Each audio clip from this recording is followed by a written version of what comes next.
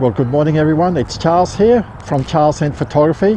Today's video tutorial is going to be about how to photograph a time-lapse, but unlike the previous time-lapse tutorial I did where our camera was just stationary and in the one place at Dolly's Rock, today we're going to use a Genie Mini.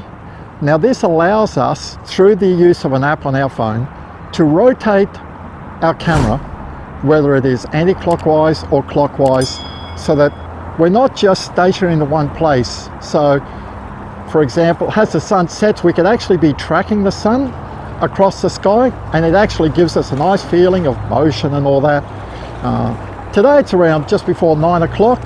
The sun is about in this direction over here, and we're actually going to track for around 40 minutes from the Houghton Highway. We're just beside the Houghton Highway here on Brighton, near the Redcliffe Peninsula, and we're going to track towards the Ponderilla, which is behind us here.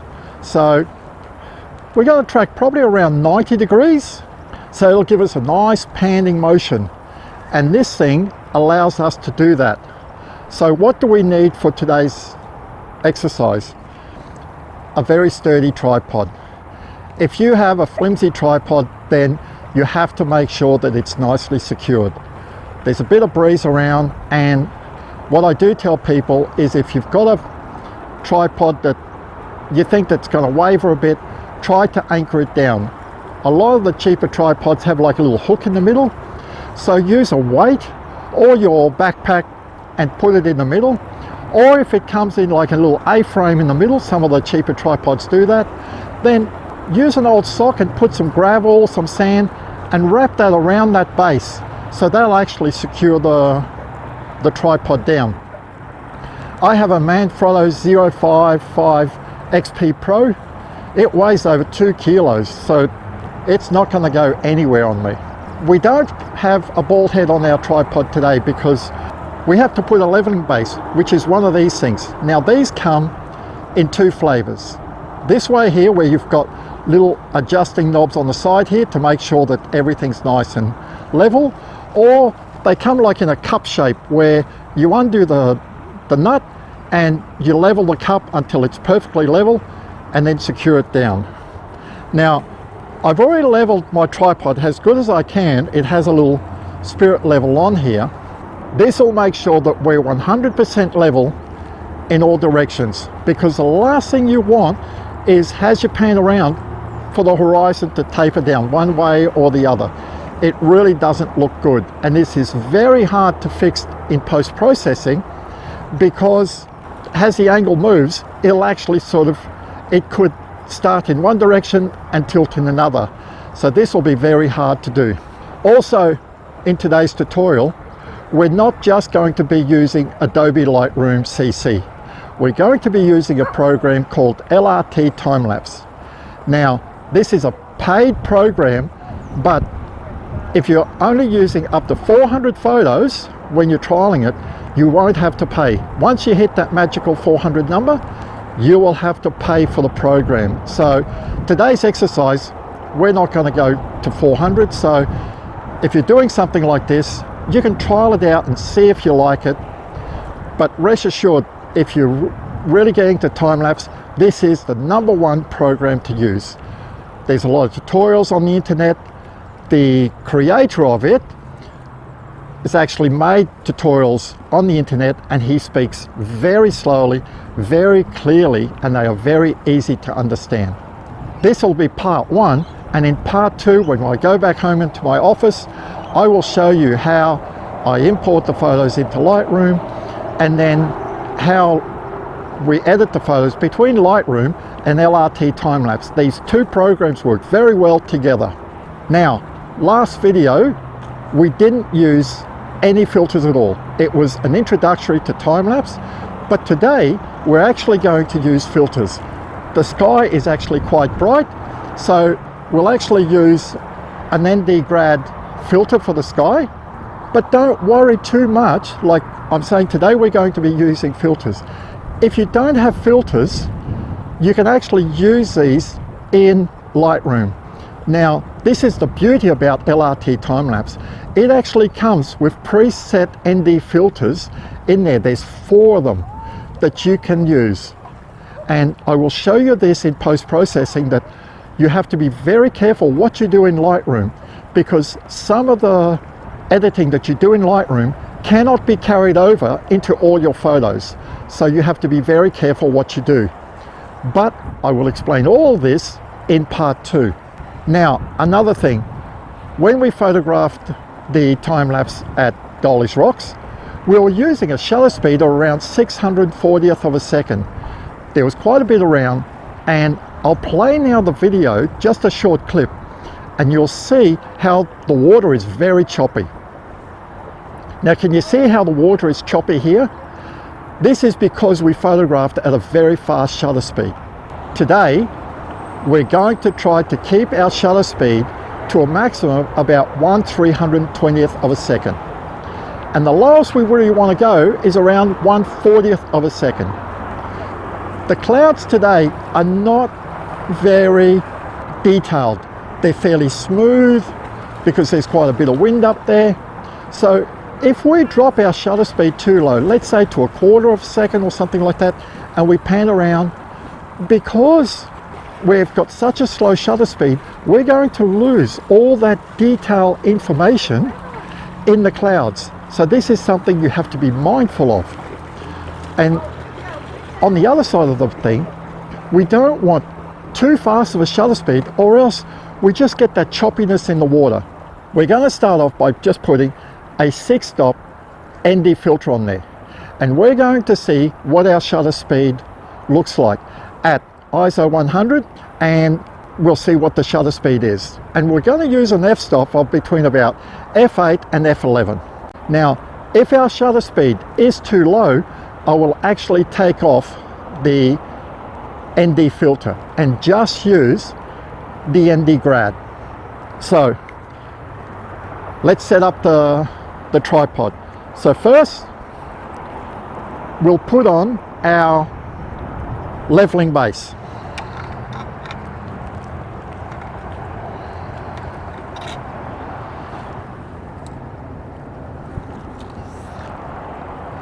Now, you can use all types of spirit level, but I found these on eBay.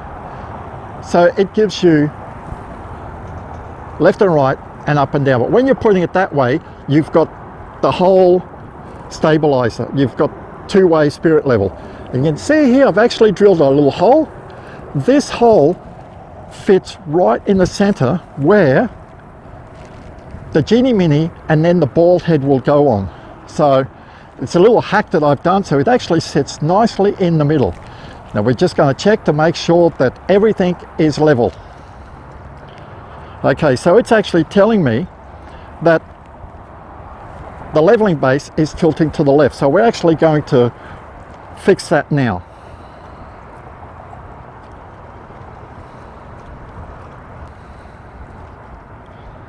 Okay, so in this direction it's right. We've got to check it all the way around. Okay, so now it's right. So what I'm doing here with the top little nut is locking it down so there's no movement. Cool, so that's done. But we'll keep this because when we put our bald head back on top of the Genie Mini, we're going to need this again. So now we screw on the Genie Mini to our leveling base. Now we put our bald head on top of the Genie Mini, and I'm using a Leo Photo NB40. It's actually a fairly low profile bald head, and it has a load I think of around 20 kilos, so it'll actually take quite a bit of weight. Now you don't need something this big, but some of my gear, like I've actually got a Nikon 200 to 500 mil zoom lens. It weighs around 2 odd kilos, so between my camera and this, I'm very close to around 3.5 kilos. So this is why I've actually bought myself a bald head this heavy. And I prefer, when you're buying gear, not to go right on the limit of your camera weight. There's not many dollars difference, and it's always better to get something a little bit heavier than what you need. So we'll put it on here. Now, Now we'll actually hook up. I'll just use this just to see if I've got the leveling base correct. Now this is just to level the tripod, okay? Sorry, not to level the tripod, to level the ball head. And I'm just going to spin around. We don't need this anymore. Now we'll connect the cable. Now on the Genie Mini there is a little USB-C connector, but the connector actually goes to the camera, and we have this little plug, and on the Genie Mini there's a little camera symbol, a little green symbol, and this is where this cable plugs in. So now we put the camera on top of the Genie Mini, and I'll spin it around. I don't like putting filters out here. It's very hard to screw anything on. So now we're actually going to put our filter system on. I have the Nikon V5 filter system. It has an internal polarizing filter. And for today's exercise, we're around water and all that, it is definitely a handy thing to have. So we'll screw on the base plate, which has the polarizer built into it. Now we'll clip the holder in. Now, a word of caution. This holder has very little small clips. And if you're not careful, you'll actually think that the filter holder is clipped in, and it's not. Take it from personal experience. I've actually dropped this once, and I was over water, and I lost the whole front end of the filter system here. All because I hadn't paid too much attention. It's my fault, but it's something that you think it's level, and on that occasion, I actually took a 10-minute long exposure.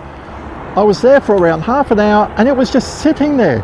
And it's only when I went to take the filter off, I just spun the camera around, and as I spun it around, just that movement, slight movement, the filter just dropped off straight into the water, and I was in 4 meters of water. So like, there goes the front end of the filter system. A very expensive exercise, and something now that I'm very, very careful of doing. So a word of caution. So we're going to put our 6-stop ND filter on, which basically means we're talking 6 stops, so it's basically 6 EVs. So it's actually going to cut down the light by a factor of 6. So we'll put it in. And when we put these in, we make sure that we cannot see light on the top or on the bottom of the filter. So that's sitting in there nicely. Now we're going to put, I'm using a Nikon 3-stop ND medium grad. It's not a soft grad, it's not a hard grad. A hard grad just gives you a straight line. A soft grad tapers from about a third from the top to the middle very slowly. And it's really good to use around the city and all that, or in mountains where you've actually got very tall things on the horizon. Here we could just about use a hard grad, but I actually prefer to use this medium grad. And if you can see here, I'm actually holding it up. It's very easy just to line it up like this so that the sky is darker and like the water and all that will be a little bit brighter. But like I said, if you don't have one of these, don't worry about it, because you can always do this with LRT time-lapse and Lightroom. So we'll put it in there. We make sure that they're nicely tucked in. So now we'll actually go ahead and set up the camera. Now, one more thing. Now, because we're in bright daylight here, if I spin the camera around, we have a viewfinder in the back here. Now, I prefer to use one of these little clips here on these cameras. So we take out our little viewfinder clip. This is just a bit of soft plastic, so when you put it up to close to your eye, you're not going to be touching the hard plastic of the camera. What this does is actually block out all the light through the viewfinder. We use a viewfinder when we're taking normal photos and all that, but for stuff like this, live view is so much better. So we'll block out the light. If you're not familiar with my gear, I shoot with a Nikon D7500. It's a crop sensor camera. It's basically a prosumer camera. It has a lot of the features you'd find like on a pro camera, some features you wouldn't find on a basic consumer camera, so we actually call them like a pro series. They're about the best that you can get before you go up to full frame cameras and all that sort of stuff. So now we're going to connect the camera up. Now the cable connects to where basically your shutter remote would actually connect. We're just going to see now how the camera looks. Now you can actually see there's a handrail behind us here. The sun is about over here, so I'm going to start roughly where the sun is and then track 90 degrees. But I just want to make sure that I don't get too much of this handrail. Now also please remember that because this is a time-lapse, this is a movie, movies are shot in a 9:16 ratio, not a 6:4 or 3:2, which is basically 6:4. So our cameras take a 6:4 photo. So we're going to lose a bit of the bottom and a bit of the top. Now when you go into post-processing, you can actually select where you want that 9:16 to be. I tried to set up the camera so that the 9:16 is about in the middle. So don't shoot too tight, because remember, like if you zoom in and then you start cropping, you're not going to get much field of view. So we're actually going to be shooting today at 11mm, which is actually going to give us a very nice field of view as we travel along. It won't matter if I get just a little bit of the handrail down the bottom, because I know that I can cut that handrail out in post-processing. So I'm going to make sure that I'm level on the camera. I'm going to spin it around. Now I can just see here. This is about the direction. I can just see the bottom of the handrail. So I know I can't be any further than that. And then I can look over here. I'm not touching the handrail. I'm not going to take my reading for the camera right in the sun, because it's actually going to fade away a little bit here. So I'll aim it about in the middle here. We're going to set the f9 and I'm going to go to 1/50th and we'll see what the photo looks like. Very dark indeed. The minimum f-stop that I'd like to use is f5.6, right? I don't want to use any lower than that. Now these cameras, even at f2.8, you have infinity focus a couple of meters in front of the camera. So I could go down much lower, but sharpness really kicks in at around f5, f5.6. So I want a very nice sharp picture anyway. So we'll go down to f5.6 and we'll come down to 1/30th. Now that is still too dark. So what we'll do is we'll go ahead. Now we'll take out the 6-stop ND filter, because today it's not bright enough. It's only 9 o'clock in the morning, but if you're here around lunchtime on a summer's day, you just might need this. So just remember that if your shutter speed is over around 1/400th of a second, then you'd be looking at that. We'll just put the ND grad on here. We make sure that we lock it in tightly. That's it, it's secure. Now we'll spin it back around. Okay, now I can see, I can get back up to f8. At f8, at 1/160th of a second, it's showing me that I'm slightly overexposed. So I can go up to f10, beautiful. But I can see that the clouds are a bit bright. So on my screen here, I flick through and I've actually got an RGB highlight screen. And if I can see in the clouds that it's blinking away, that's telling me I'm blowing out the clouds. So I want to increase my shutter speed, or take the f-stop from f9 or f10 up just by 1/3. But there's no blinking, so I'm really happy with that. Now this is where the sun's at its greatest. Now let's swing it over to where there's less sun, and we'll check a little bit darker, but it is not a problem at all. Now also today, I might have forgotten to say, last time we shot on aperture priority. Today we're going to shoot the whole lot on manual exposure. You can, as you go along, slowly increase the shutter speed if you want, but it's only going to stay daytime today. And in Lightroom and Adobe time-lapse, if you see that it gets slightly darker, you can actually just increase your exposure settings through these programs. So we'll leave it like that so that I can show you as much as I can using these programs. We'll come back over here. Now we're ready to go. But what I have to do now is actually use the app, which is actually on my phone, but I'll actually be screen recording my phone when I'm using the app, so you can actually see what I'm doing on the app. Okay, stay tuned. So we turn on the Genie Mini app, the Genie Mini as well. Now it connects through Bluetooth, so I tell it connect, searching, it's searching, that's it, it's found it. So now I say create content, I want a time lapse, and it's going to give me a few options here. Do you want a fast, a long track, people, short track? We're going to take the preset of clouds. Now here we can actually choose how we want to track.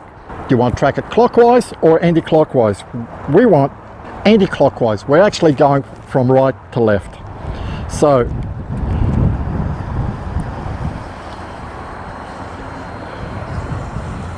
you can actually see it's moving along.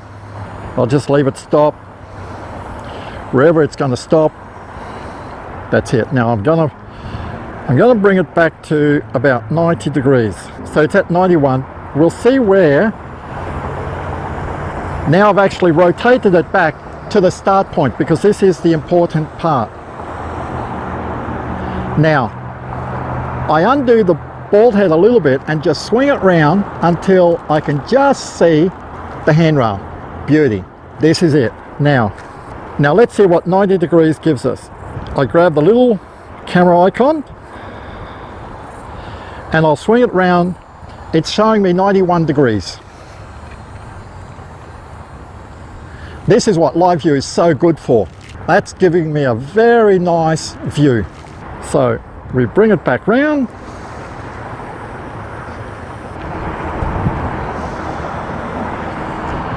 Now what we have to do is we have to select the recording time, which is going to be about 40 minutes, the play time of our video. Now this is important. This tells you how long your movie is going to play for, and then the interval. Now in the last one we shot an interval around 6 seconds, and we'll see what the interval is. I want a movie at around 14 or 15 seconds today, okay? So we'll put the recording time to 40 minutes. Now the play time here, it's telling me it's 13 seconds.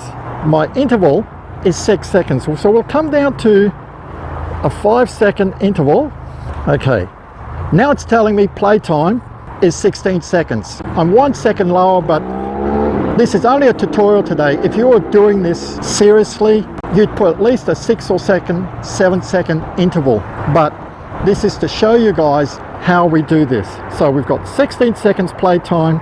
The recording time is going to be 40 minutes. Now what happens if I actually reduce this recording time to 35 minutes? My play time now tells me 14 seconds.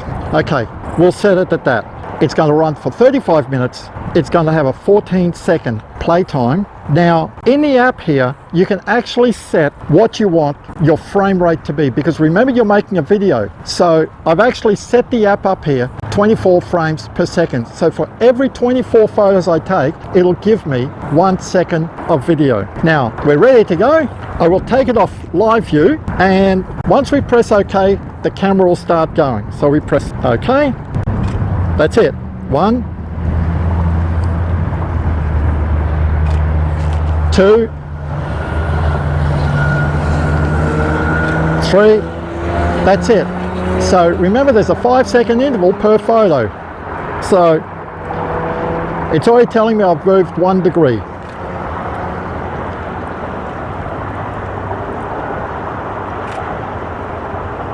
Okay, now I'm just looking here. The sun's just becoming a little bit brighter. So what I'm going to do here is between shots, I'm just going to increase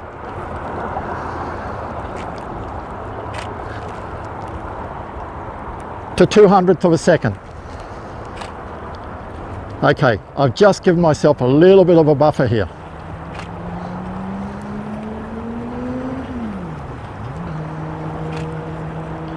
Great. So we'll leave it at that.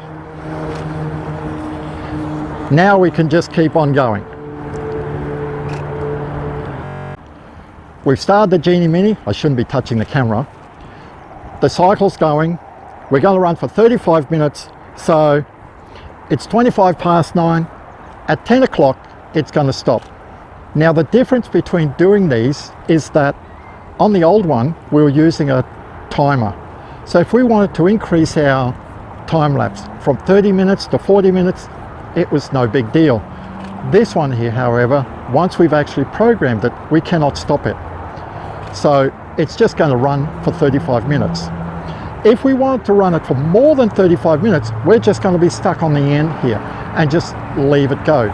Now I've done this in the past where I've been recording a sunset, so I didn't want to go any further than where the sun was setting. So I let it go to the end, and I had my timer remote, my intervalometer, already set up.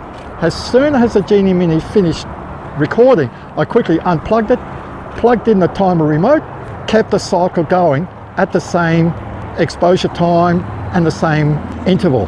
So I actually got a very nice sunset going. So this will take us about 35 minutes to shoot.